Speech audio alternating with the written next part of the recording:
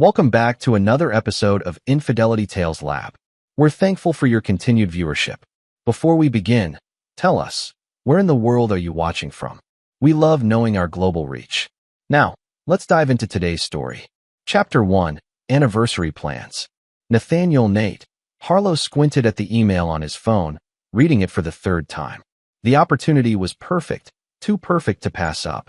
As the founder of Harlow Security Solutions, a specialized private security firm that catered to high-profile clients, he rarely got chances like this. A potential contract with a Silicon Valley tech giant would double his company's revenue. The catch? The meeting was scheduled during his 10th wedding anniversary weekend.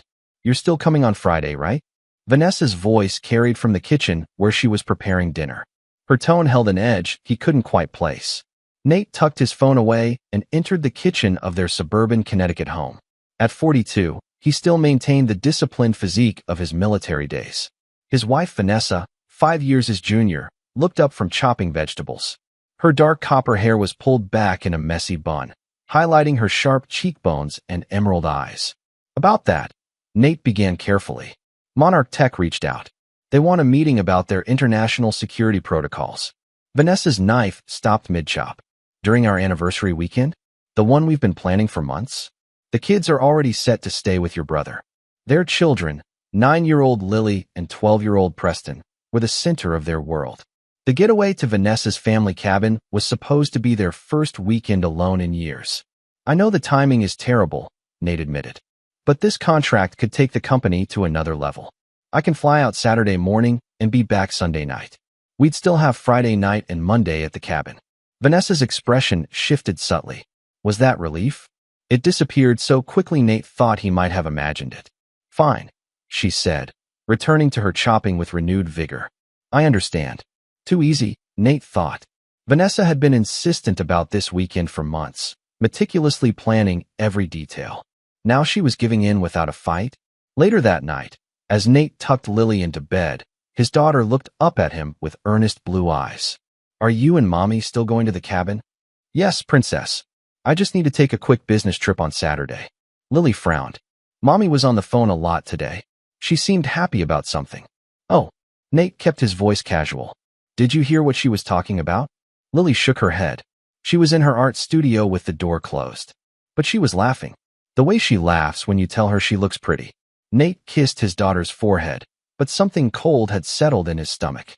Vanessa's art studio was her sanctuary, a converted garden shed where she painted landscapes that sold surprisingly well at local galleries. She'd been spending more time there lately. The next morning, Nate made a decision. He called his business partner and childhood friend, Bennett Wells. "I need you to handle the Monarch meeting," Nate explained. "Family takes priority." Finally, Bennett chuckled. "I've been telling you that for years." What Nate didn't tell Bennett was that he suspected something was wrong with his marriage. Over the past few months, Vanessa had grown distant, constantly checking her phone and becoming defensive when he asked about her art sales. The cabin weekend had been her idea, insistently her idea. Now that he thought about it, she'd only suggested it after he mentioned the potential Monarch contract. As Nate packed for the weekend, he noticed Vanessa texting frantically. When she saw him watching, she quickly set the phone down. "Just confirming the cabin is stocked," she explained with a smile that didn't reach her eyes. "My brother Theo was there last weekend. He left some groceries for us." Theo Barrett. Nate had never liked Vanessa's brother. A perpetual drifter who had recently returned to Connecticut after years of finding himself across the country. Since his return 6 months ago, Vanessa had reconnected with him, often meeting for lunch or helping him with his new landscaping business. On Thursday evening, as they loaded the car for their early morning departure, Nate noticed a flash of worry cross Vanessa's face when he mentioned he'd canceled his Saturday meeting. "I thought this weekend was important to you," he explained. "The business can survive without me for 3 days." "Of course," she said, recovering quickly. "That's wonderful." As she turned away, he caught her pulling out her phone again. Chapter 2, The Note. The Blackwater cabin sat on 20 acres of private woodland, nestled beside a small lake 3 hours from their home. The property had been in Vanessa's family for generations, an inheritance from her grandfather. As they pulled up the long gravel driveway, Nate noticed fresh tire tracks that weren't theirs. "Theo must have left this morning," Vanessa commented, following his gaze. The cabin was surprisingly luxurious for a remote property: 3 bedrooms, a modern kitchen, and a spacious deck overlooking the lake. As Preston and Lily raced to claim their rooms, Nate caught Vanessa scanning the living area with unusual intensity. "Looking for something?" he asked. "Just making sure Theo cleaned up properly," she replied, moving toward the kitchen. That evening, they grilled steaks on the deck and reminisced about their early days together. Nate had met Vanessa 12 years ago when her advertising firm handled marketing for his fledgling security company. Her creativity and confidence had captivated him, and within 6 months they were engaged. As darkness fell, they moved inside. Vanessa kept checking her watch. "I'm exhausted from the drive," she announced suddenly. "Why don't we turn in early? Big day of hiking tomorrow." Nate agreed, though it was barely 9 o'clock. As they prepared for bed, he noticed Vanessa take an unusually long shower. When she finally emerged, her hair was freshly washed, and she smelled of her expensive perfume. Odd choices for someone heading straight to sleep. "Just wanted to freshen up," she explained when she caught his questioning look. In the middle of the night, Nate awoke to find Vanessa's side of the bed empty. Checking his watch, he saw it was 2:17 a.m. He was about to get up when he heard the toilet flush and Vanessa slipped back into bed. "Everything okay?" he murmured. "Just bathroom," she whispered, keeping her back to him. The next morning, Vanessa announced she needed to run into the nearest town for some supplies she'd forgotten. "I'll come with you," Nate offered. "No need to uproot everyone," she insisted. "You start that hike with the kids. I'll catch up with you on the trail. There's a path that connects from the north side of the property." After she left, Nate took the children on the promised hike. Preston charged ahead, his lanky frame disappearing around bends in the trail, while Lily stayed close to Nate. "Dad," she said quietly when Preston was out of earshot, "I need to tell you something." The seriousness in her tone made Nate stop. "What is it, sweetheart?" Lily glanced around as if checking for eavesdroppers. "Last night, when you were bringing in the last bags, I saw Mommy hiding something in the garage." "Hiding something?" Lily nodded solemnly. "She didn't see me. She put something behind the big metal cabinets. She was being really sneaky about it." Nate felt his heart rate accelerate, but kept his expression neutral. "Maybe it's a surprise for our anniversary." Lily shook her head. "She looked scared, Dad. Not happy, surprise, scared." When they returned to the cabin for lunch, Vanessa still hadn't returned. Nate checked his phone. No messages, and strangely, her location sharing had been disabled. As Nate prepared sandwiches, Lily approached him with a folded piece of paper. She pressed it into his hand and whispered, "Dad, check the garage now." Nate unfolded the note and read his daughter's careful handwriting. The pit in his stomach deepened. "I'm going to get some firewood from the garage," he announced casually. "Preston, keep an eye on your sister." The detached garage was dark and musty. Nate flicked on the lights and moved toward the metal storage cabinets against the back wall. With effort, he managed to pull one cabinet slightly forward. Wedged in the space behind it was a small black bag. Inside, he found a burner phone, a small notebook, and a prepaid credit card. His hands shaking slightly, Nate turned on the phone. It had only one contact saved, D. The text message thread made his blood run cold. "All clear for tonight. N thinks I'm going to town. Same time as yesterday. Can't wait to feel your hands on me again." The response, Cabin 8, Pine Creek Lodge, 11 a.m. Door will be unlocked. Still planning for your big surprise tomorrow? Nate scrolled through more messages, months of them. The affair had been going on since spring, but it was the most recent exchanges that made his stomach turn. They weren't just planning trysts. They were planning something else. A message from 3 days ago. "And still planning to leave for business Saturday. We'll have from Friday night. Enough time." The response from D. "Supplies ready. Once it's done, no going back." "You're sure about this?" "Your half is already in the offshore account." Vanessa's answer. "More sure than I've ever been about anything. 10 years of marriage is enough. And his life insurance payout will be worth the wait." Chapter 3. The Discovery. Nate sat in the garage for a long time, the burner phone clutched in his hand. The implications were clear. Vanessa and her lover weren't just planning to continue their affair. They were planning to kill him. The notebook contained what appeared to be coded notes about dosages and timing. One entry simply read, "Undetectable if administered over 36 hours. Full cardiac arrest. No trace after 12 hours. A slow, cold rage built inside him. The betrayal went beyond infidelity. This was calculated, premeditated, and his children were here, potentially witnesses or even collateral damage.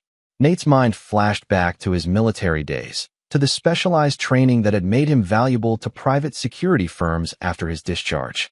Skills he had kept honed but hoped never to use again in personal conflict. But this was different. He carefully replaced everything exactly as he'd found it and returned to the cabin. Lily was watching him with worried eyes. "Did you find it?" she whispered when Preston went to the bathroom. Nate nodded, keeping his expression neutral. "Thank you for telling me, Princess. But this has to be our secret for now, okay?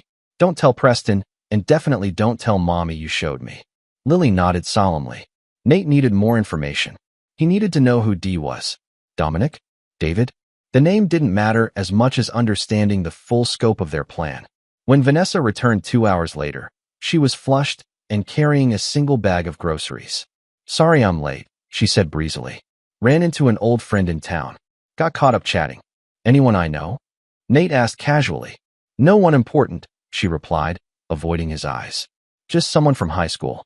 "How was the hike?" That night, Nate pretended nothing was wrong. They grilled hamburgers, played board games with the kids, and reminisced about their early days together.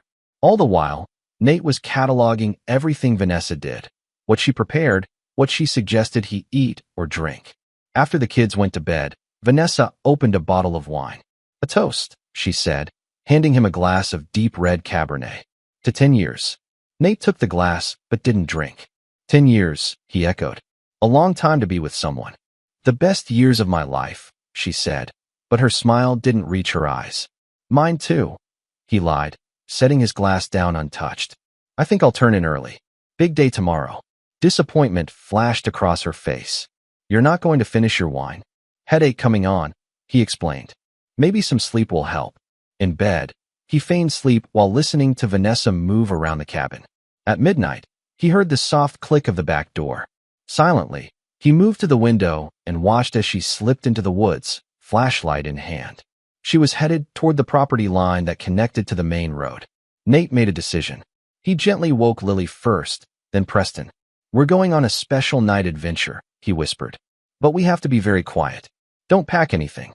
Just put on your shoes and jackets." "Where's Mom?" Preston asked, rubbing his eyes. "She had to go check something in town," Nate lied smoothly. "She'll meet us later. This is a surprise adventure." He led the children to his SUV, grateful he'd kept the keys in his pocket rather than leaving them on the hook by the door where Vanessa might have noticed them missing. As they drove down the dark road away from the cabin, Lily spoke up from the back seat. "It's because of the phone, isn't it? The one Mommy was hiding." Nate met her eyes in the rearview mirror. "Yes, Princess. But everything's going to be okay. I promise." Instead of heading home, Nate drove to a motel 30 miles away. He checked them in under a false name, paying cash, a precaution from his security work that now seemed eerily prescient. Once the children were settled in the second bed, Nate sat in the darkness, his mind racing. Tomorrow, he would need to gather evidence, understand exactly what Vanessa and her lover had planned. But tonight, his priority had been getting his children to safety. As he watched Preston and Lily sleep, a hardness settled into his core. In his years of military service and private security work, Nate had developed a simple philosophy: betrayal demanded consequences. And what Vanessa had planned went beyond betrayal. It was an act of war. War required strategy, intelligence, precision, and above all, the element of surprise. Vanessa thought she knew him, the successful but predictable security consultant, the dependable husband and father. What she'd forgotten, or perhaps never fully understood, was that before he was any of those things, Nathaniel Harlow had been a man trained to identify threats and neutralize them permanently. His phone buzzed with a text from Vanessa. "Where are you?" "I woke up and you're all gone." Nate didn't respond. Let her panic. Let her wonder if her plan had somehow been discovered. By the time she figured it out, it would be too late. She thought she was setting a trap, but she'd unwittingly walked into one of her own making. As dawn broke, Nate made a call to the one person he trusted implicitly, Bennett Wells, his business partner and former military colleague. "I need a deep background check," Nate said when Bennett answered. "Anyone connected to Vanessa who might go by a name starting with D. And I need to know about any new accounts in her name, especially offshore." "Nate, what's going on?" Bennett asked, instantly alert despite the early hour. I'll explain later. For now, just know that Vanessa and the kids are safe, but separated. And this stays between us. After hanging up, Nate looked at his sleeping children and made a silent promise. This wasn't just about his survival anymore. It was about justice. And justice, in Nate's world, was neither kind nor forgiving. Chapter 4, Following the Trail. By mid-morning, Bennett had called back with preliminary information. There's a Dominic Reeves who's been in regular contact with Vanessa for the past 8 months. He's staying at the Pine Creek Lodge not far from your cabin. And you were right about the accounts. There's a new one in the Caymans under a shell company. $500,000 transferred in 3 installments. $500,000? Nate repeated. His life insurance policy was for $2 million. Where did she get that kind of money? That's the other thing, Bennett said grimly. Your joint savings account is empty. And there have been suspicious transfers from your business account to a supplier that doesn't exist. Nate's jaw tightened. She's been embezzling from the company? For how long? At least 6 months. I've got Owen looking into it now. Owen Hayes was their forensic accountant, a man who could trace a penny through the labyrinth of international finance. Keep it quiet, Nate instructed. And Bennett, I need one more thing. A background on this Dominic Reeves. Everything you can find. After checking the children into a more secluded cabin rental under Bennett's name, Nate drove back toward Blackwater Cabin, stopping at a hardware store along the way. He purchased supplies that raised no eyebrows individually but served his purpose collectively. Zip ties, duct tape, a hunting knife, plastic sheeting, bleach. Pine Creek Lodge was a rustic but upscale retreat about 5 miles from the Barrett family cabin. Nate parked in a visitor's spot and walked casually through the property, a baseball cap pulled low over his face. Cabin 8 was situated at the edge of the property, partially obscured by tall pines. From a discreet distance, Nate watched the cabin. Mid-afternoon, a man emerged, tall, athletically built, with close-cropped dark hair. Dominic Reeves looked like he belonged in an upscale fitness magazine. He got into a black Range Rover and drove off. Nate waited 15 minutes before approaching the cabin. The lock was basic, a simple pin tumbler that yielded to his specialized tools in under 30 seconds. Inside, the cabin smelled of expensive cologne and whiskey. Nate moved methodically through the space, documenting everything with his phone's camera. On the kitchen table, he found what he was looking for, a small Ziploc bag containing white powder and carefully measured smaller portions in individual packets. Next to it lay a notebook with chemical formulas and dosage calculations. In the bedroom, the nightstand drawer held another burner phone. Unlike Vanessa's, this one contained numerous contacts, all women's first names. Nate scrolled through the messages, his disgust growing. Dominic Reeves wasn't just Vanessa's lover. He was a practiced predator with multiple concurrent relationships, each message thread revealing manipulation and calculated seduction. But it was the laptop that provided the mother lode. Dominic had been careless or arrogant enough to leave it unlocked. Emails revealed a pattern: wealthy married women, targeted affairs, unexplained deaths or disappearances of husbands, insurance payouts. This wasn't Dominic's first rodeo. Nate found news articles about 3 other men, all husbands of women Dominic had been involved with, all dead of apparent natural causes or accidents within the past 5 years. In each case, the widow had relocated shortly after collecting the insurance money. And in each case, the relationship with Dominic had ended abruptly. Dominic Reeves was a black widow in reverse, seducing women, helping them eliminate their husbands, taking his cut, and moving on to the next target. Nate copied everything to a secure cloud drive before carefully returning the laptop exactly as he'd found it. As he prepared to leave, his phone buzzed with a text from Bennett. You need to see this now? Dominic Reeves isn't his real name.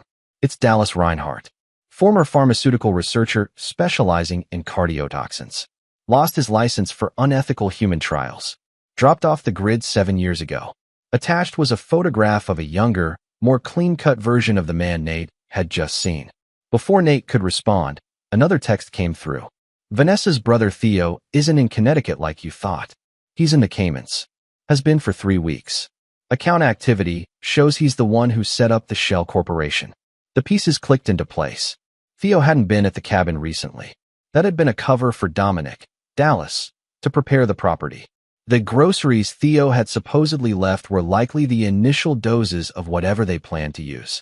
And Vanessa's sudden interest in reconnecting with her brother 6 months ago coincided with the beginning of the financial fraud. They'd been planning this for months. Nate's phone rang. Vanessa. He let it go to voicemail. When he checked the message, her voice was frantic. Nate, please. I've called everyone we know. The police are looking for you. They think something happened to you and the kids. Please call me back. She was setting the stage, the concerned wife, reporting her missing family.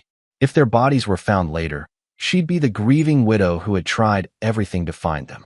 As Nate left the cabin, careful to leave no trace of his presence, his phone buzzed with another call. Unknown number. He answered cautiously. Mr. Harlow. The voice was deep, professional. This is Detective Leroy Walsh with the state police. Your wife has reported you and your children missing under concerning circumstances. We'd like you to come in. We're not missing, Detective, Nate replied calmly. My wife and I had a disagreement. I took the children to give everyone some space to cool down. They're safe with me. Sir, in domestic situations. This isn't a domestic situation, Detective, Nate interrupted. And I'm not legally obligated to disclose my whereabouts to my wife if I don't wish to. The children are with me, their father, and they're perfectly safe. If you'd like to verify that, I'm happy to bring them to the station tomorrow morning. There was a pause. That would be acceptable, Mr. Harlow.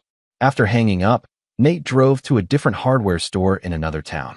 More supplies, a professional-grade voice recorder, a small camera with night vision capabilities, disposable gloves, and a prepaid phone. That evening, after ensuring the children were settled with a trusted family friend, Bennett's sister, a former military intelligence officer who asked no questions, Nate returned to Blackwater cabin. He parked a mile away and approached on foot through the woods. The cabin was dark. Vanessa's car was gone. Nate used the time to plant recording devices throughout the property, focusing on the master bedroom, living room, and kitchen. He uploaded the feeds to a secure server Bennett had prepared. As he finished, headlights swept up the driveway. Nate slipped out the back door and into the cover of trees just as Vanessa's car pulled up, followed by the black Range Rover. Chapter 5. The Conspirators. From his position in the woods, Nate watched as Vanessa and Dominic entered the cabin. Through the listening devices, their conversation came through with perfect clarity. I don't understand where he could have taken them, Vanessa was saying, her voice tight with frustration. The police are involved now. This complicates everything. Calm down, Dominic replied. His voice was smooth, cultured. This is a setback, not a disaster. We adapt the plan. Adapt how? He's gone. With the kids. Think, Vanessa. If he's running, he's suspicious. When did he start acting differently? There was a pause. Yesterday morning. After I went to meet you. He didn't drink the wine I poured him last night. Did he say why? Claimed he had a headache. Dominic swore softly. Did you check the garage? The phone. Silence. Then the sound of hurried footsteps. A few minutes later, Vanessa's voice again, higher-pitched with panic. It's still there, but it's been moved. I left it tucked all the way at the back. Check the messages. More silence. Then, someone's read them. The notification dots are gone. He knows, Dominic stated flatly. But how much? Does he know about the poison? The accounts. I don't know. Vanessa's voice cracked. What do we do now? We stick to the essential plan. The goal is still the same. Nate needs to die. The method changes. When he brings the kids to the police station tomorrow, he'll think he's safe. He'll think he has the upper hand. That's when we strike. How? He won't eat or drink anything I give him now. We don't need subtlety anymore. We need results. There was a metallic sound, a gun being checked. The road between here and town has that sharp curve by the ravine. No guardrail. Cars go off it every few years. Tragic accident. The kids. Collateral damage. Unfortunate, but necessary. The insurance still pays out. Your grief will be more convincing with them gone too. Nate's blood ran cold. They were willing to kill Preston and Lily, their own children, to maintain their cover story. Dallas, I don't know if I can. It's Dominic now, he snapped. And you can. You will. Or I'll make sure the police find evidence that you were embezzling from Nate's company. That you were planning to poison him. That this was all your idea. It wasn't all my idea. You approached me. You showed me what was possible. Your word against mine, darling. And I've done this before. The grieving friend who tried to warn the poor husband about his wife's erratic behavior. Always works. In the woods, Nate recorded everything, the knot of cold fury in his chest growing with every word. When Vanessa and Dominic moved to the bedroom, their conversation turning intimate, he slipped away. He had what he needed. Back at the motel, Nate called Bennett. I need everything we have on Dallas Reinhardt, aka Dominic Reeves. And I need you to move the kids to your lake house upstate. Use the secure transport protocol. That bad? Bennett asked quietly. Worse, Nate replied. They're planning an accident on Dead Man's Curve, with the kids in the car. Bennett's breath hissed through his teeth. Jesus, Nate. You need to go to the police with this. Not yet. I don't have enough hard evidence that would stand up in court. They'd twist it, make me look like the unstable one. I need more. What's your play? Nate's voice was cold. They want to set a trap. I'm going to let them think it worked. The next morning, Nate went to the police station alone. Detective Walsh was waiting, a heavy-set man with intelligent eyes and a perpetually skeptical expression. My children are with their uncle, Nate explained smoothly. After I found evidence my wife was having an affair, I needed space to think. I have custody papers prepared by my attorney. He slid a folder across the desk. Bennett had arranged the documentation overnight. Your wife seems genuinely concerned, Walsh noted, examining the papers. My wife is a talented actress, detective, Nate replied. May I show you something? He produced a thumb drive containing carefully edited selections of the recorded conversations, enough to show Vanessa's infidelity, but not the murder plot. That evidence needed to be preserved for the right moment. Walsh reviewed the recordings, his expression darkening. This still doesn't justify taking the children without notice, Mr. Harlow. I disagree, but I understand your position, Nate conceded. I'll be returning to the cabin today to confront my wife. The children will remain with their uncle until this is resolved. I'd advise against confrontation in these situations. Noted, detective. But this is a private matter between spouses. Unless you're charging me with something? Walsh sighed. No charges. But keep your phone on, Mr. Harlow. And if things escalate, call us immediately. As Nate left the station, he spotted the black Range Rover parked across the street. Dominic was watching, just as Nate had anticipated. The trap was being set. But what Dominic didn't know was that Nate had already disarmed it and prepared one of his own. Chapter 6. The Confrontation. Nate drove toward Dead Man's Curve, the winding section of mountain road where Vanessa and Dominic planned their accident.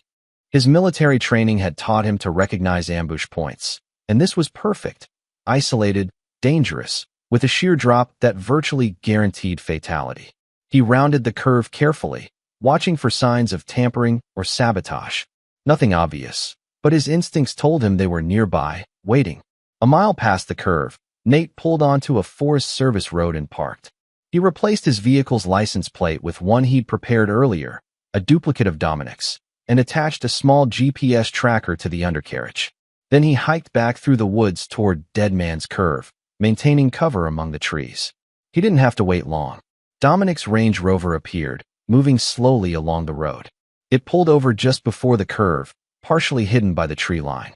Through binoculars, Nate watched as Dominic exited the vehicle, checked something under the hood, then made a call. 20 minutes later, Vanessa arrived in her Audi. The two talked briefly. Then Dominic handed her something small and metallic, a gun. She tucked it into her jacket pocket. After a lingering kiss, Vanessa drove around the curve and out of sight. Dominic returned to his position, binoculars trained on the road. Nate had expected Dominic's plan would involve either forcing his car off the road or making it appear that Nate had lost control. But adding a weapon suggested they wanted to ensure there were no survivors. They needed to be certain the accident was fatal. Circling through the woods, Nate positioned himself behind Dominic's vehicle. With military precision, he approached silently. Dominic was so focused on the road ahead that he never sensed Nate's presence until the cold barrel of a gun pressed against the back of his head. Hello, Dallas, Nate said softly. Or do you prefer Dominic these days? Dominic froze. You've made a significant miscalculation, Nate. Have I? I think the miscalculation was yours. Assuming I was just another target. A walking insurance policy. Nate pressed the gun harder against Dominic's skull. Hands where I can see them. Slowly. Dominic complied, raising his hands. Whatever Vanessa's told you. Vanessa hasn't told me anything. She doesn't need to. I've heard it all. Every word. Every plan. Including how my children were collateral damage. For the first time, uncertainty flickered across Dominic's face. You've been watching us. Not just watching. Listening. Recording. I have to thank you for keeping such detailed records of your previous victims. Very helpful. Dominic's expression shifted into a practiced smile. Let's be reasonable. This doesn't have to end badly. There's money, a lot of it. We can make a deal. A deal, Nate repeated flatly. Like the deals you made with the widows of William Carson, Michael Eberhart, Thomas Lowell, before you disappeared with their money? Dominic's smile faltered. You've been thorough. More thorough than you. Now we're going for a drive. My car, not yours. Nate produced zip ties and secured Dominic's hands behind his back. As they walked through the woods to Nate's vehicle, Dominic maintained his composure. You realize Vanessa is waiting for you at the cabin. I'm counting on it, Nate replied. At Blackwater Cabin, Vanessa paced anxiously. When Nate's SUV finally appeared in the driveway, she positioned herself in the kitchen, the gun hidden but accessible in her pocket. The plan was simple: confront Nate about taking the children, escalate the argument, claim self-defense when she shot him. With Dominic's corroboration that Nate had been volatile and threatening, the physical evidence would support her story. But when the front door opened, it wasn't Nate who entered. It was Detective Walsh. Mrs. Harlow, he greeted her formally. I hope you don't mind the intrusion. Your husband asked me to meet him here to discuss some concerns. Vanessa's hand moved away from her pocket. Concerns? What concerns? Where is Nate? Where are my children? Mr. Harlow will be arriving shortly. The children are safe with family. Walsh moved further into the living room, his experienced eyes scanning the space. Nice place. Been in your family long. 3 generations, Vanessa answered automatically, thrown off balance by the detective's unexpected appearance. Detective, I don't understand why. The sound of another vehicle interrupted her. Through the window, she saw Nate's SUV pull up. Relief flooded her. He was alone. The plan could still work. But as Nate emerged from the driver's side, he opened the rear door and roughly extracted a bound figure. Dominic, his hands secured behind his back, a bruise forming on his jaw. Vanessa felt the blood drain from her face. When Nate entered, pushing Dominic ahead of him, his eyes locked with Vanessa's. They were cold, flat, unrecognizable. Detective, Nate acknowledged Walsh with a nod. Thank you for meeting us. I believe you're acquainted with my wife. This, he shoved Dominic into a chair, is Dallas Reinhardt, also known as Dominic Reeves. He and my wife have been planning my murder for the past 6 months. Walsh's eyebrows rose. That's a serious accusation, Mr. Harlow. I have evidence, Nate replied, placing a thumb drive on the coffee table. Recorded conversations, financial records, documentation of 3 previous murders following the exact same pattern. Vanessa found her voice. This is insane. Nate's having some kind of breakdown, detective. He took our children without telling me, disappeared for days. Save it, Vanessa, Nate cut her off. The recordings include your discussion about using poison, faking an accident, and your agreement that our children were collateral damage. Detective Walsh has heard enough to secure a warrant. The rest will ensure you never see daylight again. Vanessa's face contorted with rage. Her hand plunged into her pocket, emerging with the gun. You ruined everything, she screamed, aiming at Nate. Walsh drew his weapon simultaneously. Drop the gun, Mrs. Harlow. But Vanessa was beyond reason. She fired, once, twice, the shots deafening in the confined space. Nate dove to the side, feeling the burn as a bullet grazed his shoulder. Walsh returned fire, his shot striking Vanessa in the chest. She crumpled to the floor, the gun clattering away. In the chaos, Dominic lunged from his chair, barreling toward the door despite his bound hands. Nate recovered in an instant, tackling him to the ground. With cold efficiency, he delivered a precise blow to Dominic's temple, rendering him unconscious. Walsh was already calling for backup and medical assistance, his gun trained on the subdued Dominic. Nate moved to Vanessa, checking for signs of life. Her breathing was shallow, blood spreading across her blouse. Why? Nate asked, his voice steady despite the turmoil within. We had a good life. The children. Vanessa's eyes focused on him, hatred burning through the pain. You were never supposed to succeed, she gasped. My father's company. You took it and made it yours. It was supposed to be mine. Everything was always about you. Your career. Your success. Harlow's security was failing when I took over, Nate said incredulously. Your father asked me to step in. You agreed. I agreed because he forced me to. She spat, blood bubbling at her lips. And then when I wanted a divorce, you made sure the prenup would leave me with nothing. There is no prenup, Vanessa. We never signed one. Confusion flickered across her face, then understanding, followed by bitter laughter that turned into a cough. He lied to me. All these years. Her eyes shifted to something behind Nate. Dallas promised me freedom. Dallas promised all his victims freedom, Nate replied coldly, right before he disappeared with their money. As sirens wailed in the distance, Vanessa's breathing became more labored. The children, she whispered. Keep them away from Theo. He knows everything. With those cryptic words, Vanessa Harlow closed her eyes for the final time. Chapter 7, Aftermath. The weeks following what the press dubbed the Blackwater tragedy passed in a blur of police interviews, legal proceedings, and the challenging task of shielding Preston and Lily from the worst of the public scrutiny. Nate's shoulder healed quickly. The bullet had only grazed him, but the psychological wounds were deeper, especially for the children. Dominic Reeves, revealed to the world as Dallas Reinhardt, faced multiple charges including conspiracy to commit murder, fraud, and involvement in 3 previous murders that had been ruled accidents or natural causes. The evidence Nate had gathered was damning, supplemented by what forensic accountants found in the offshore accounts. Detective Walsh had been thorough, his report corroborating Nate's account of events. Vanessa's shooting was ruled justified, a law enforcement officer responding to an imminent threat. The case against Dominic was airtight, his previous victims exhumed and retested for the specific cardiotoxin he had perfected during his pharmaceutical career. But one loose end remained. Theo Barrett, Vanessa's brother. Vanessa's final words had hinted at his deeper involvement, and financial records confirmed he had indeed set up the offshore accounts. But by the time international authorities moved to apprehend him in the Caymans, Theo had vanished. We'll find him, Bennett assured Nate as they sat in Nate's home office one evening, 3 months after the incident. He can't hide forever. Nate nodded, his expression unreadable. I'm not concerned about the timeline. Only the result. Bennett studied his friend. In the 15 years they'd known each other, through military service, private contracting, and building their security firm, he'd never seen Nate so coldly determined. The betrayal had transformed him, hardening an already disciplined man into something more dangerous.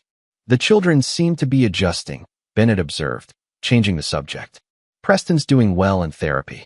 Lily hasn't spoken about that day since it happened, Nate replied. The therapist says she's processing in her own way. She's strong. Like her father. Nate's phone chimed with a text. He checked it, his expression sharpening. Owens found something in Vanessa's private email accounts. Correspondence with Theo dating back 3 years. They were planning this long before Dominic entered the picture. 3 years. Bennett looked shocked. But that's when we expanded into international contracts, Nate finished. When the company's value tripled. The next day, Nate met with Owen Hayes, their forensic accountant, who had become invaluable in untangling the financial web Vanessa, Dominic, and Theo had woven. It's more extensive than we thought, Owen explained, sliding a folder across Nate's desk. Vanessa was systematically transferring company funds to shell corporations controlled by Theo. Small amounts at first, then larger as they gained confidence. When Dominic entered the picture 9 months ago, the operation accelerated. How much total? Nearly $4 million. About half has been recovered from the Cayman accounts. The rest? Owen shrugged. Likely with Theo. Nate nodded, absorbing the information. And the life insurance policy? Modified 6 months ago. Payout increased to $5 million. Beneficiary changed from you to Vanessa exclusively. So, I was worth $9 million dead, Nate said with grim humor. At least she valued me appropriately. That evening, as Nate tucked Lily into bed, his daughter finally broke her silence about the events at the cabin. Daddy, she whispered, was it my fault? What happened to Mommy? Nate sat on the edge of her bed, choosing his words carefully. No, Princess. What happened was because of choices Mommy made. Very bad choices. You did the right thing showing me that note. Lily's eyes filled with tears. I miss her sometimes. But then I remember she wanted to hurt you. That she didn't care if Preston and I got hurt too. Nate pulled his daughter close. Your mother loved you in her way, Lily. But sometimes people get lost. They forget what's really important. Will you get lost like that? Never, Nate promised. You and Preston are my world. Nothing will ever change that. As Lily drifted to sleep, Nate's phone vibrated with a secure message from a contact he'd established in the Caymans, a former client with connections throughout the Caribbean. Subject located. Santo Domingo. Proceeding per protocol. Confirmation expected within 48 hours. Theo had been found. Chapter 8. The Hunt. Santo Domingo's colonial zone hummed with tourists and locals enjoying the warm evening. Theodore Barrett, now using the name Thomas Bell, sipped a mojito at an outdoor cafe, his attention divided between the beautiful women passing by and the cryptocurrency positions displayed on his tablet. He'd chosen the Dominican Republic carefully, no extradition treaty with the United States, relaxed banking regulations, and a lifestyle that suited his tastes. The funds he'd siphoned from his brother-in-law's company had set him up comfortably, though not as luxuriously as planned. Vanessa's death had complicated things. The life insurance payout would never come, and Dallas, that pretentious fraud with his fake British accent, was singing like a canary to reduce his sentence. Still, Theo had prepared for contingencies. The majority of the embezzled funds were secure in untraceable cryptocurrency wallets. Nate Harlow might be a security expert, but the digital financial world operated by different rules. As darkness fell, Theo settled his bill and began the short walk to his rented villa. The narrow streets were less crowded now, the historic buildings casting long shadows. He felt a prickle of unease, the sensation of being watched. Glancing over his shoulder, he saw nothing unusual. Paranoia, he told himself. Natural under the circumstances. When he reached his villa, Theo carefully checked the security system he'd installed. No signs of tampering. He entered, reset the alarm, and poured himself a whiskey. As he moved through the dimly lit living room toward the balcony doors, a voice spoke from the darkness. Hello, Theo. Theo's glass crashed to the floor as he spun around. Nate Harlow sat in an armchair in the corner, his pose relaxed, his eyes anything but. How? Theo began, his hand instinctively moving toward the desk drawer where he kept a gun. I wouldn't, Nate advised quietly. Bennett has your Glock, along with your passport, backup passport, and those external hard drives you thought were so well hidden. As if summoned, Bennett emerged from the hallway leading to the bedrooms, holding the items Nate had mentioned. You can't touch me here, Theo blustered, backing toward the door. No extradition. And if you try anything, it's kidnapping. International incident. Nate smiled thinly. Is that what you told yourself? That I'd be constrained by legal niceties? After you helped plan the murder of my children? That wasn't me. Theo protested, genuine fear creeping into his voice. That was all Dallas. Vanessa and I just wanted the company money. The life insurance was Dallas's idea. You're lying, Nate stated flatly. Vanessa's emails to you discussed eliminating me as early as 3 years ago, long before Dallas. Emails can be faked, Theo countered desperately. True. But the offshore account you established specifically for post-event distribution is quite real, as is the chemical compound you purchased through your old pharmaceutical connections. The same compound found in Dallas's possession. Theo's face drained of color. What do you want? Justice, Nate replied simply, but not the kind dispensed in courtrooms. I have money, Theo offered quickly. More than you've found. Millions. It's yours. I don't want your blood money, Theo. I want answers. Then I want you to experience what you planned for me and my children. Over the next 2 hours, Nate systematically broke down Theo's resistance. The plan had indeed been Theo's initially. Resentment over his father leaving control of the family business to Nate rather than his own son had festered for years. Vanessa, always jealous of Nate's success where her own business ventures had failed, had been an eager conspirator. Dallas Reinhardt had been Theo's connection from his pharmaceutical days, a man who had learned that killing for profit was more lucrative than developing legitimate medications. Together, they had planned an operation that would have netted them millions, the embezzled company funds, Nate's life insurance, and eventually the sale of Harlow Security itself once Vanessa inherited Nate's controlling interest. And the children? Nate asked, his voice deadly calm. Was that always part of the plan? Theo hesitated too long. Answer me. Nate's control slipped for the first time, his voice rising sharply. Vanessa wanted custody, Theo admitted finally. But Dallas said they'd seen too much, that they'd ask questions as they got older.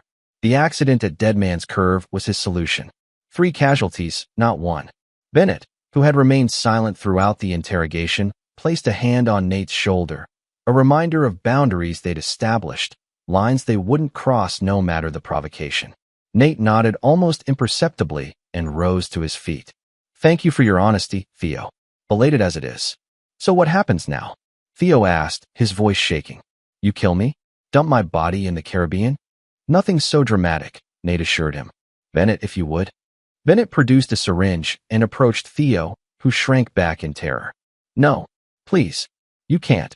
"Relax," Bennett said dryly. "It's just a sedative. You'll wake up with a headache and a new perspective on your future." As Theo slipped into unconsciousness, Nate made a call. "Package ready for delivery." When Theodore Barrett regained consciousness, he was no longer in his Santo Domingo villa. He was in a stark, windowless room, handcuffed to a metal chair. Across from him sat Detective Walsh, a manila folder open on the table between them. "Welcome back to the United States, Mr. Barrett," Walsh greeted him. "Specifically, to a federal holding facility. You have quite the list of charges awaiting you. Conspiracy to commit murder, international financial fraud, embezzlement, and my personal favorite, attempted child endangerment." "This is illegal," Theo sputtered. "I was kidnapped." "Drugged." Walsh raised an eyebrow. "According to official records, you were apprehended at Miami International Airport attempting to enter the country with false identification. 3 witnesses have signed statements to that effect." "That's a lie. I was in Santo Domingo. Nate Harlow and his partner broke into my villa." "Mr. Harlow?" Walsh consulted his notes with exaggerated thoroughness. "According to his travel documents and electronic records, Mr. Harlow has been in Connecticut continuously for the past week. In fact, he hosted a charity event for children's trauma support the very night you claim he was in the Dominican Republic." Theo stared in disbelief. "That's not possible. Digital timestamps, credit card receipts, and about 50 witnesses say otherwise," Walsh replied. "Now, let's discuss these offshore accounts and your communications with Dallas Reinhardt." As the interrogation continued, Theo realized the full extent of Nate's revenge. He hadn't killed Theo, he'd done something far worse. He'd ensured that Theodore Barrett would spend the rest of his life in a federal prison, his crimes fully documented, his protestations about Nate's involvement dismissed as desperate fabrications. Justice, Nate Harlow style. Chapter 9, New Beginnings.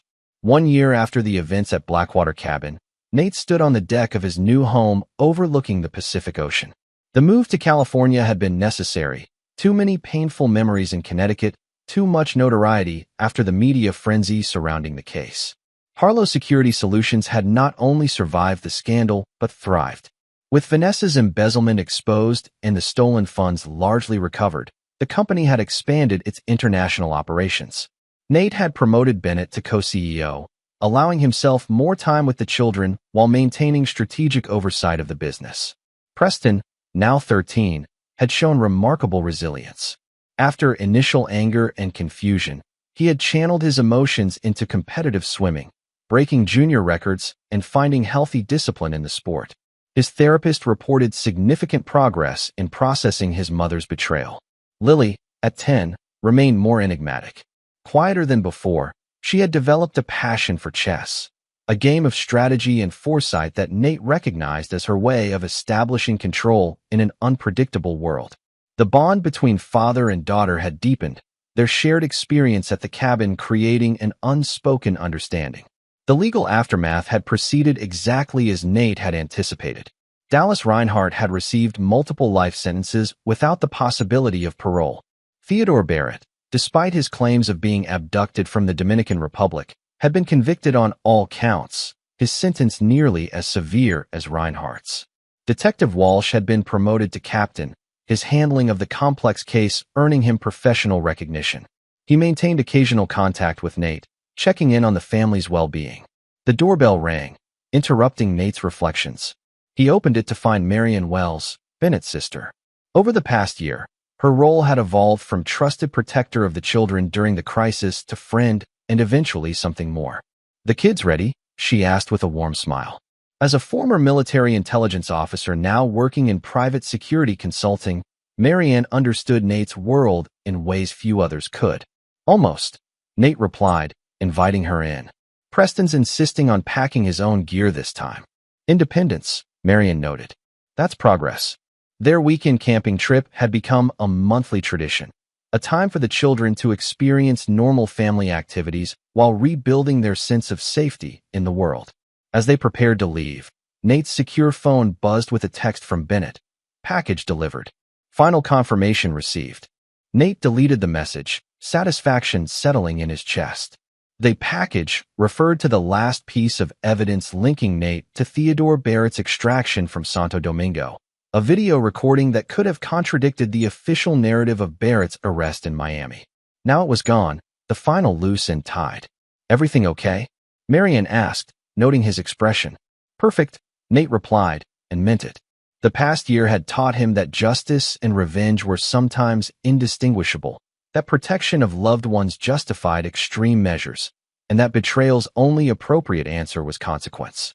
In the garage, Preston and Lily loaded their backpacks into Marianne's SUV, arguing good-naturedly about which hiking trail they should tackle first. Nate watched them, his children, resilient and healing despite the trauma inflicted by those who should have protected them. He had once been Nathaniel Harlow, successful businessman and devoted family man. Now he was something more complex, a man who had faced the darkest betrayal and emerged not broken, but hardened.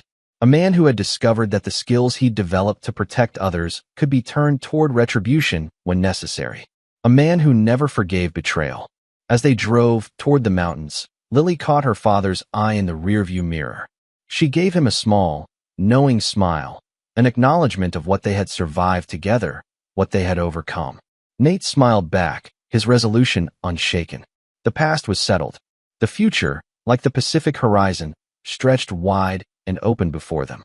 And if new threats emerged, as they sometimes did in this unpredictable world, Nate Harlow would be ready. Some men were defined by their capacity for forgiveness. Nate Harlow was defined by his refusal to grant it to those who had proved themselves unworthy. It wasn't just justice. It was wisdom. And there you have it. Another story comes to an end. What did you think? I'd love to hear your thoughts in the comments below. If you enjoy this story, consider joining our community by subscribing. It means the world to us. For more stories like this one, check out the recommended videos on screen. And I'll see you there. Welcome back to another story on Infidelity Tales Lab. Before we begin, tell us, where in the world are you watching from? Now, let's dive into today's story. Chapter 1. The Perfect Life. Malcolm Crowley stood in his downtown Seattle architecture firm, surveying the scale model of the Harbor View Medical Center expansion. At 38, he'd built Crowley and Ashley Design from a two-person operation into one of the Pacific Northwest's most respected firms. His business partner, Dan Ashley, clapped him on the shoulder. You seeing this? Dan pointed at their computer screen. The hospital board approved our budget. Full creative control. Malcolm, this is the big one. Malcolm smiled, but his mind was elsewhere. Tonight was Friday, and Olivia had been distant for weeks. His wife of 10 years, once vibrant and affectionate, now spent more time at her Pilates studio than at home. He noticed the late nights, the new expensive athleisure, the way she angled her phone away when texting. You good, man? Dan asked. You've been off lately. Yeah, just thinking about the anniversary. 10 years next month. Dan grinned. Big 1-0. Got something special planned. Malcolm's jaw tightened slightly. Something memorable. That evening, Malcolm arrived home to their Queen and Victorian, a house he'd personally designed and renovated. The lights were off downstairs, but he heard voices from above. Laughter. A man's voice he didn't recognize. He stood in the foyer, his architect's mind already reconstructing what was happening. His sister Erica had warned him 3 weeks ago. She'd seen Olivia at a restaurant with someone young, too close, too intimate. Malcolm had dismissed it then. Now, standing in his own hallway, he couldn't. He didn't go upstairs. Instead, he left quietly, drove to his office, and sat in the dark. The next morning, Malcolm made 2 calls. The first was to Ted Bishop, a private investigator his firm had used for background checks on contractors. The second was to his sister. "I need your help," he told Erica. "But you can't ask me questions yet." Chapter 2. The Investigation. Ted Bishop's report arrived 6 days later in a manila envelope. Malcolm read it alone in his office after hours. Subject: Olivia Thornton-Crowley relationship. Extramarital affair confirmed. Partner: Lyle Tran, 25, personal trainer at Elite Fitness Seattle. Duration: approximately 4 months. Frequency: 3 to 4 times weekly. Various locations. Additional findings: subject has been photographed at high-end restaurants, hotels. Receipts attached. Credit card statements show unusual spending patterns. Subject has been discussing future plans with partner per recorded conversations at public locations. Malcolm's hands didn't shake as he examined the photographs. Olivia kissing Lyle outside a hotel. Lyle's hand on her waist at a restaurant. Both of them laughing in Lyle's car. A BMW. Malcolm now realized Olivia had probably helped finance. But it was the next section that made Malcolm's eyes narrow. Subject of interest: Lyle Tran. Background: born Lyle Tran, Boston, Massachusetts. Previous residence: Los Angeles, California, 2019 to 2023. Criminal history: none on record. Employment: Elite Fitness, 2023 present. Relationships: currently maintains contact with 3 other women, ages 34 to 45, all affluent, all married. Pattern suggests methodical targeting of wealthy married women. Financial: deposits ranging from $2,000 to $5,000 monthly to personal account for various sources. Malcolm leaned back. Lyle wasn't just sleeping with his wife. He was running a con, targeting multiple wealthy married women simultaneously. Olivia wasn't special. She was a mark. The thought that should have devastated Malcolm instead crystallized something cold and clear in his mind. This wasn't about love. This was about ego, money, and disrespect. And Malcolm Crowley didn't just build buildings. He built systems, planned for contingencies, thought in 3 dimensions. "Keep digging," he told Ted the next morning. "I want to know everything. Every woman, every transaction, every lie." Over the following weeks, Malcolm played the dutiful husband. He came home on time, smiled, asked about Olivia's day. She lied smoothly. Pilates ran late. The girls wanted drinks. There was a wellness seminar. He nodded, kissed her cheek, and went to his home office where he compiled his own dossier. His assistant, Josefina Newman, noticed something was different. She'd worked for Malcolm for 5 years and knew his tells. "Mr. Crowley, if you need anything," she started one afternoon. "I need you to be discreet," Malcolm said. "And I need you to trust me."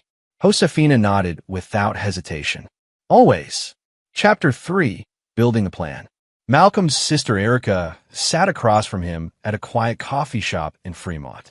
At 42, she was a criminal defense attorney with a shark's instinct for weakness.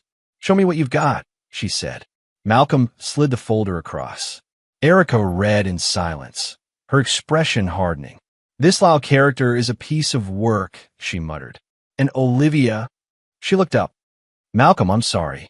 Don't be. Just help me understand the legal implications." They talked for 2 hours. Erica explained Washington's no-fault divorce laws, community property statutes, and how to protect assets. More importantly, she explained what could and couldn't be used in court. "The affair doesn't matter much for the divorce," Erica said. "But this pattern of Lyle's?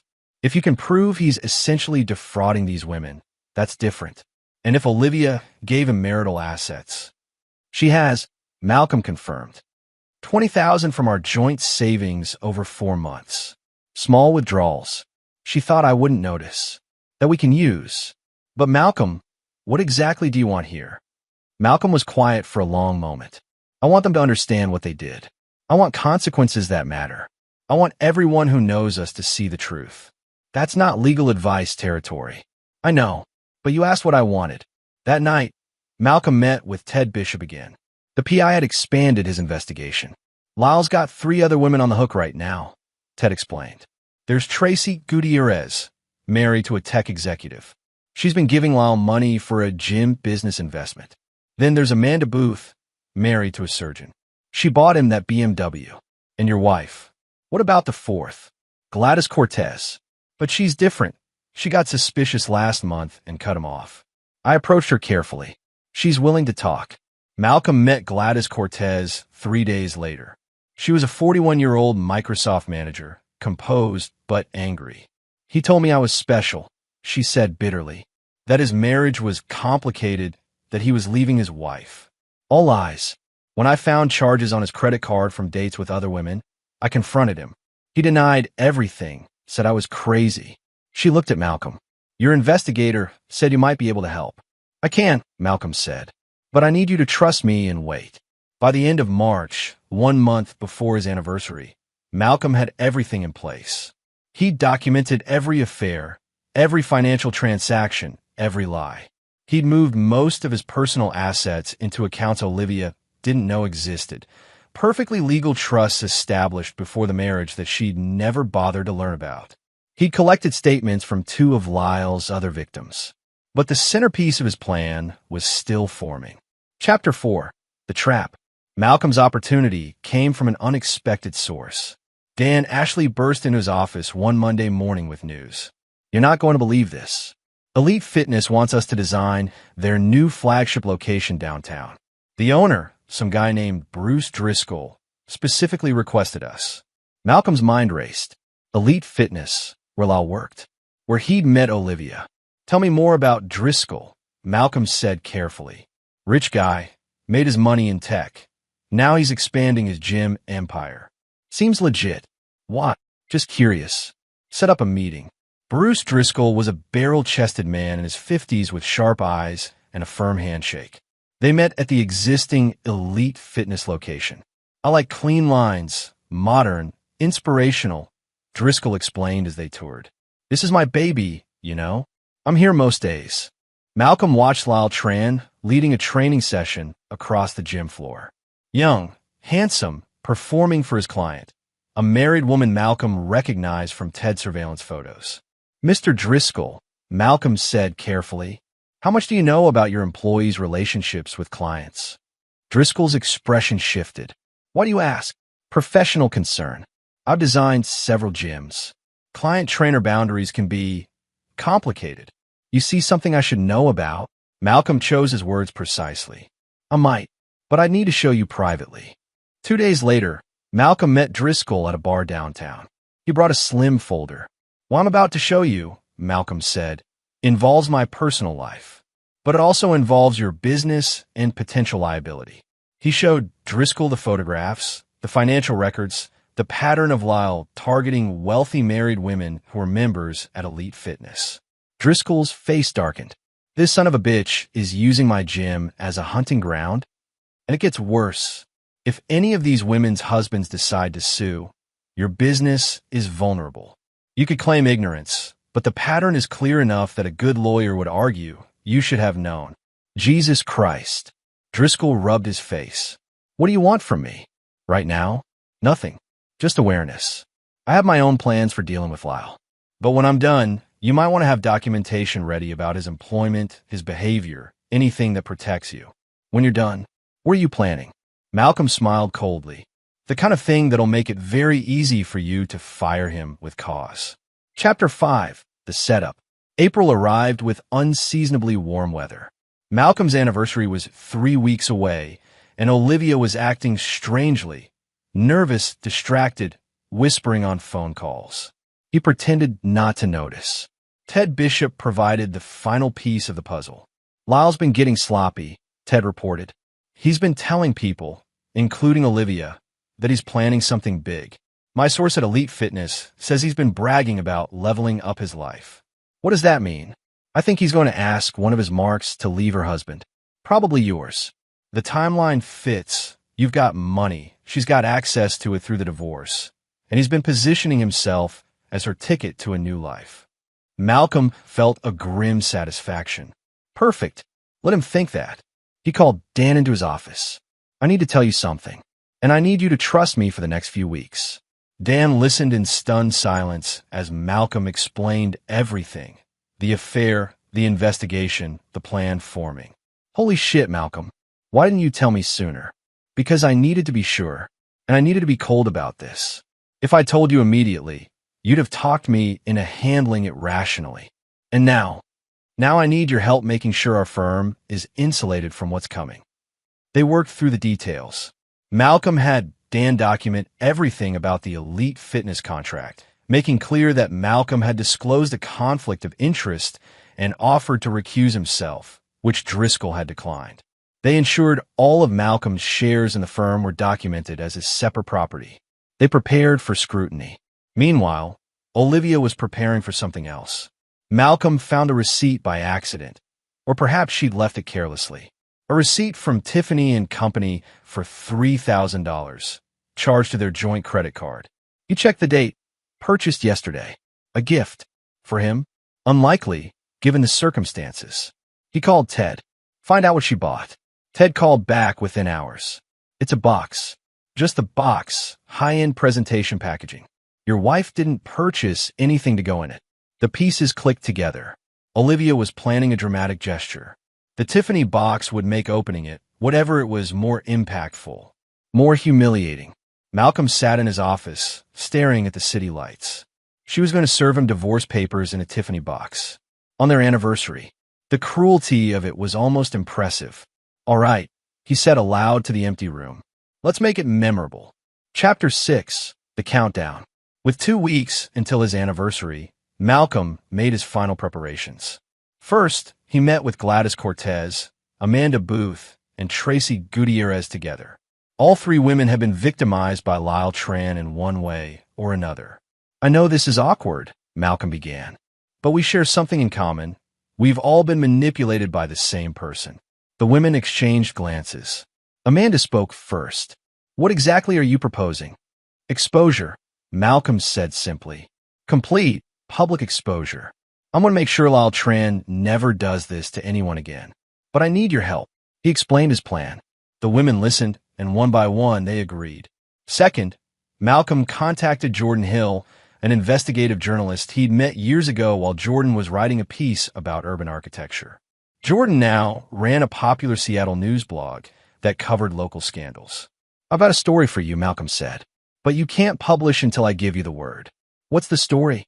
Predatory behavior, systematic fraud, and the kind of social scandal that'll dominate Seattle conversations for weeks. Jordan's eyes lit up. I'm listening. Third, Malcolm did something that surprised even himself. He went to the gym. Not elite fitness. A boxing gym in Georgetown where his old college roommate, Ron McKenzie, trained. Ron was a construction foreman now, built like a bull, with a broken nose that gave him a perpetually skeptical expression. Malcolm Crowley, Ron said, surprised.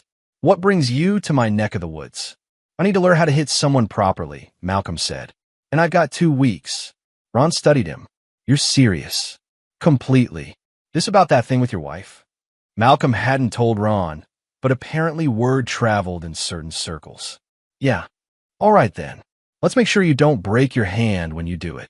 For the next 2 weeks, Malcolm maintained his routine while everything transformed beneath the surface. He worked on the hospital expansion design. He had dinners with Olivia where they made stilted conversation. He trained with Ron 3 evenings a week, learning proper stance, how to pivot from the hips, where to aim. You're not trying to kill him, Ron instructed. You're trying to make a point. One good punch, placed right. Make it count. Meanwhile, Olivia grew increasingly nervous and excited in equal measures. Malcolm watched her text constantly, smile at her phone, disappear for hours at a time. She was planning her exit, planning her humiliation of him, planning her new life with Lyle. Let her plan, Malcolm thought. 5 days before the anniversary, Malcolm had Josefina prepare a special envelope. Inside was a USB drive containing every photograph, every financial record, every piece of evidence Ted had compiled. But also inside was something else, something Josefina had helped him arrange. Are you sure about this? Josefina asked quietly. I'm sure, Malcolm said. They need to understand actions have consequences. 3 days before, Malcolm met with Erica one final time. The divorce papers are filed and ready, she said. The moment you want them served, I can make it happen. But Malcolm, what you're planning at the anniversary dinner is going to be clean, Malcolm finished. I'm not doing anything illegal. I'm just revealing the truth. The punch you're planning isn't exactly legal. Malcolm smiled. What punch? Chapter 7, The Anniversary. The night arrived crisp and cool, early April in Seattle at its finest. Olivia had made reservations at Canlis, one of the city's most elegant restaurants, overlooking Lake Union. Malcolm found the choice grimly amusing. She wanted witnesses for his humiliation.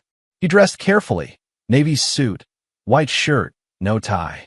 He looked at himself in the mirror and saw a man who'd spent 10 years building a life with someone who discarded him for a 25-year-old con artist. But he also saw a man who'd spent 3 months planning the perfect response. The envelope sat in his jacket pocket, substantial and important feeling. Olivia wore a red dress Malcolm had never seen before. Expensive, probably bought with money she'd siphoned from their accounts. "You look beautiful," he said honestly. She did. That made it worse somehow. "Thank you," she said, distracted. She clutched a Tiffany blue box. "I have something for you." They drove separately, her choice, claiming she had to come from a late Pilates session. Malcolm knew better. She'd been with Lyle, building courage for what came next. Canlis was elegant and understated, the kind of place where quiet conversations echoed with power and money. They were seated at a corner table with a view. Malcolm ordered wine. Olivia barely touched hers. 10 years, Malcolm said, raising his glass. Quite a milestone. Yes. Olivia's voice was tight. "Malcolm, we need to talk." "We do," he agreed. "But first, shouldn't we enjoy dinner? We have reservations, after all." They ordered. Olivia picked at her food. Malcolm ate calmly, savoring each bite. Let her stew. Let her work up to it. Halfway through the meal, Olivia couldn't wait anymore. "I can't do this," she said abruptly. She slid the Tiffany box across the table. "Open it." Malcolm looked at the box, then at his wife. "A gift? How thoughtful." "Just open it, Malcolm." He did. Inside, as he'd expected, were divorce papers. Neatly folded, professionally prepared. He scanned the first page. Irreconcilable differences. Request for spousal support. Division of assets. "Divorce," he said quietly. "Yes." Olivia's voice gained strength, as if she'd rehearsed this. "Malcolm, you've gotten fat and boring. Our marriage has been dead for years. You work constantly. You never take me anywhere exciting. You're just done. I deserve more." Malcolm looked down at himself. He'd gained maybe 15 pounds since the wedding. He'd been working hard. Yes, building a business, building their life. "Fat and boring," he repeated. "I'm sorry, but it's true. I've met someone else. Someone who makes me feel alive again." As if on cue, the restaurant's host approached their table, followed by a young man. Lyle Tran, wearing a dress shirt that was slightly too tight, showing off his physique. He had the confidence of someone who thought he'd already won. "This is Lyle," Olivia said, her voice taking on a defiant edge. "I wanted you to meet him." Malcolm looked up at Lyle, who had the audacity to smile. Not apologetic, but triumphant. Victorious. "Hey, man," Lyle said, sliding into a third chair at their table uninvited. "Look, no hard feelings, right? These things happen. Olivia and I, we just connected, you know?" He put his arm around Olivia's shoulders. She leaned into him, and Lyle actually giggled, a high, nervous sound that grated on Malcolm's ears. The other diners were starting to notice. Malcolm could see the sideways glances, the whispered conversations. This was the humiliation Olivia had planned. Public, devastating, complete. Malcolm looked at the divorce papers, then at his wife, then at her 25-year-old boyfriend. He felt the weight of the envelope in his jacket. He picked up a pen from his pocket. Without a word, he signed the papers. Olivia blinked, clearly surprised by his calm compliance. "Perfect timing," Malcolm said quietly. He reached into his jacket and pulled out his envelope. "I have something for you, too." He slid it across the table. Olivia frowned. "What is this?" "Open it." She did. Inside was the USB drive and a single printed photograph on top, while kissing another woman outside a hotel. Not Olivia. Amanda Booth. Lyle's face went white. "What the fuck?" Olivia stared at the photo, confusion spreading across her face. "What is this?" "That's Lyle with Amanda Booth," Malcolm said calmly. "Wife of Dr. Marcus Booth, thoracic surgeon at Swedish Medical. This photo was taken 3 weeks ago. There are more on the drive." Many more. With Amanda. With Tracy Gutierrez. With... You're lying. Lyle shouted. Several diners turned to look. Malcolm continued, his voice never rising. The USB contains complete documentation of Lyle's relationships with 4 married women simultaneously, including you, Olivia. It also contains financial records showing the money you gave him, the money the others gave him. $20,000 from our account, Olivia. $35,000 from Amanda. $40,000 from Tracy over 6 months. Olivia's hands shook as she pulled out the USB. No, Lyle said. Lyle is a con artist, Malcolm said. He targets wealthy married women at elite fitness. He seduces them, takes their money, and moves on. You weren't special, Olivia. You were a mark.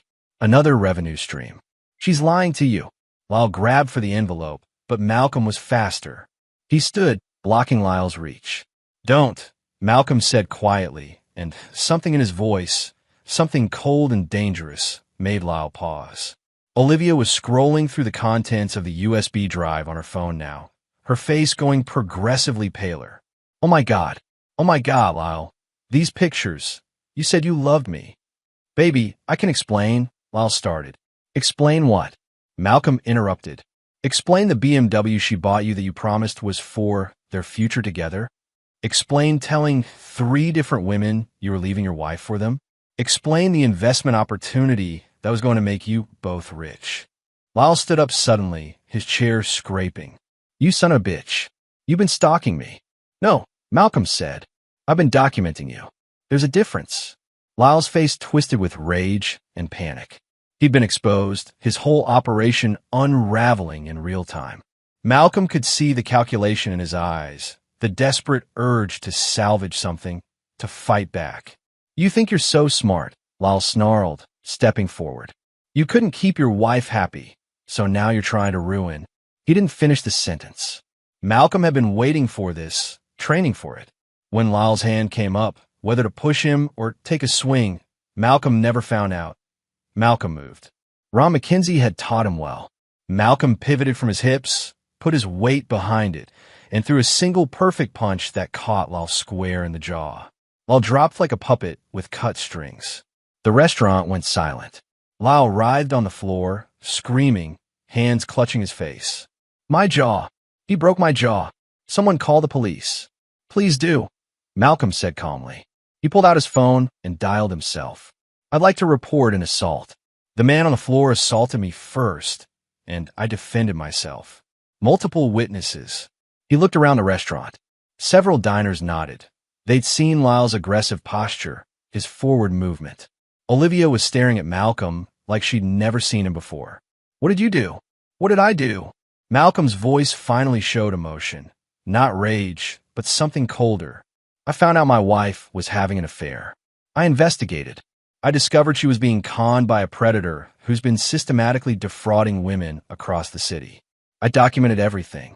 I protected our assets, or rather, my assets, since most of our wealth was in trusts established before we married.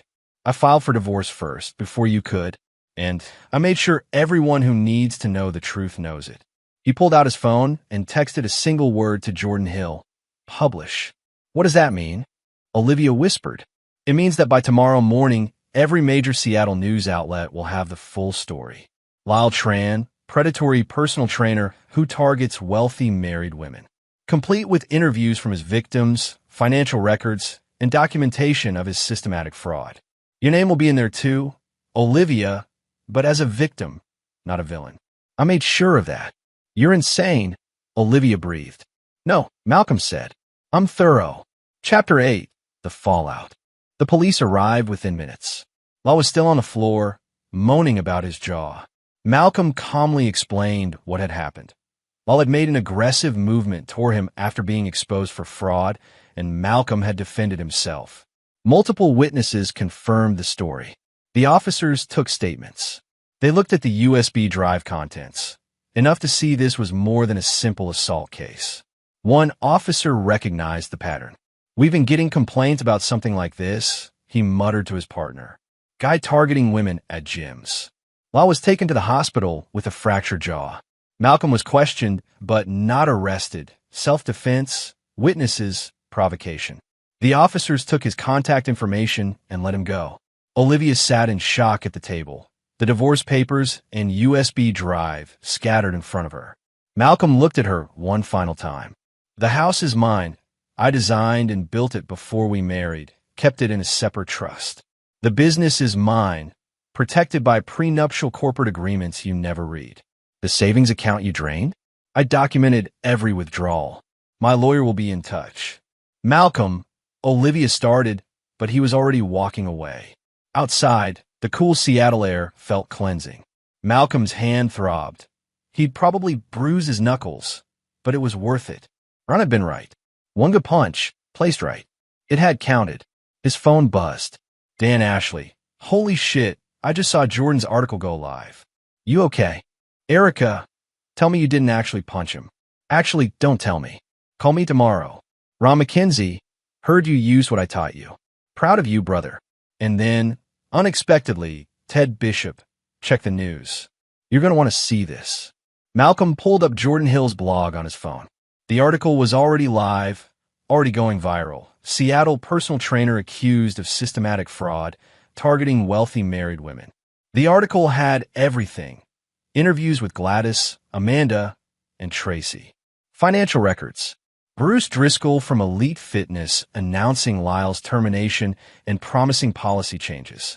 Even a statement from Malcolm himself, carefully worded by Erica. I discovered my wife was involved with someone who had systematically deceived multiple women. I chose to expose this pattern of behavior to protect others. Within an hour, the story had been picked up by local TV stations. By midnight, it was regional news. Malcolm drove to his office. He couldn't go home. Not yet. That house held too many memories of a marriage that had been dying while he'd been too busy building things to notice. He sat in the dark, looking out at the city lights, and allowed himself to feel it. Not the anger. He'd transformed that into action. But the loss. 10 years. A decade of his life with someone who'd called him fat and boring while stealing from him to fund her affair with a con artist. His phone rang. Josefina Newman. Mr. Crowley? I saw the news. Are you all right? I'm okay, Josefina. Good.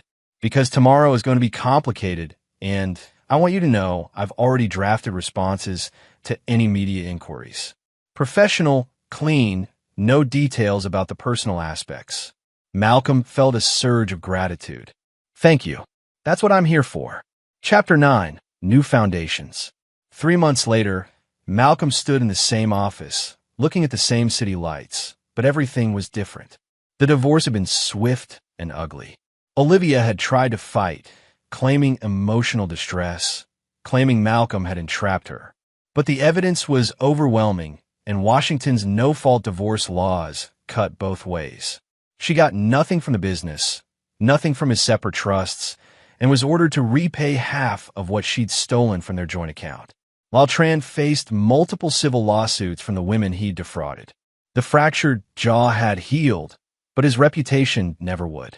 He'd left Seattle, last seen in Portland, probably looking for new targets who hadn't heard his name. Elite Fitness had hired Malcolm's firm to design their new flagship location.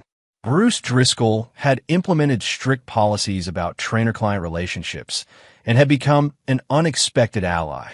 But the real change was in Malcolm himself. He lost 15 pounds, not because Olivia had called him fat, but because Ron had gotten him addicted to boxing. He trained 3 times a week now, finding clarity in the physical exertion. His firm had landed the hospital expansion project and 2 more major contracts. The publicity from the scandal had been strange. Some people judged, but most admired how he handled it. Methodical, smart, strong. You ready for this? Dan Ashley asked, poking his head into Malcolm's office. Tonight was the opening gala for the Harborview Medical Center expansion, their biggest project to date. Malcolm had designed every element personally, pouring his pain and anger and eventually his healing into something beautiful and functional. Yeah, Malcolm said, I'm ready. At the gala, Malcolm moved through the crowd with quiet confidence. Donors, hospital board members, city officials, all congratulating him on the design. He accepted their praise graciously, his mind already moving to the next project. Malcolm Crowley? He turned. A woman stood there, maybe 35, with warm eyes and an architect's portfolio under her arm. I'm Leona Miner, she said. I'm an architect with Henderson Group. I've been following your work for years, and this expansion is extraordinary. The way you integrated the new wing with the existing structure while maintaining the historical integrity, it's brilliant. Malcolm found himself smiling genuinely for the first time in months. Thank you. That was the challenge, honoring what was there while building something new. Sounds like a good philosophy for more than just buildings, Leona said. They talked about architecture, about design principles, about the way spaces could heal or harm. Malcolm found himself relaxing, enjoying the conversation for its own sake.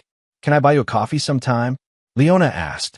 I'd love to pick your brain about adaptive reuse projects. Malcolm hesitated. Then he thought about the past 3 months, the investigation, the exposure, the fallout, the healing. He built something from the rubble of his marriage. Something stronger. I like that, he said.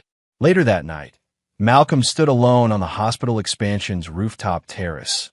His personal touch, a space for healing and reflection. The city spread below him, lights twinkling in the darkness. His phone buzzed. Erica, saw your interview on King 5. You look good, little brother. Proud of you. Ron, drinks this weekend? Want to hear about this architect Lady Dan mentioned. Dan, beautiful work tonight, partner. Emily and I are heading out, but we're proud to work with you. And finally, unexpectedly, Gladys Cortez saw the hospital opening on the news. Thank you again for everything. You gave me my confidence back. Malcolm pocketed his phone and looked at the city. 10 years ago, he'd thought he was building a life with Olivia. But he realized now he'd been building something else entirely, a foundation. And foundations could support new structures. His marriage had collapsed, but he hadn't. He'd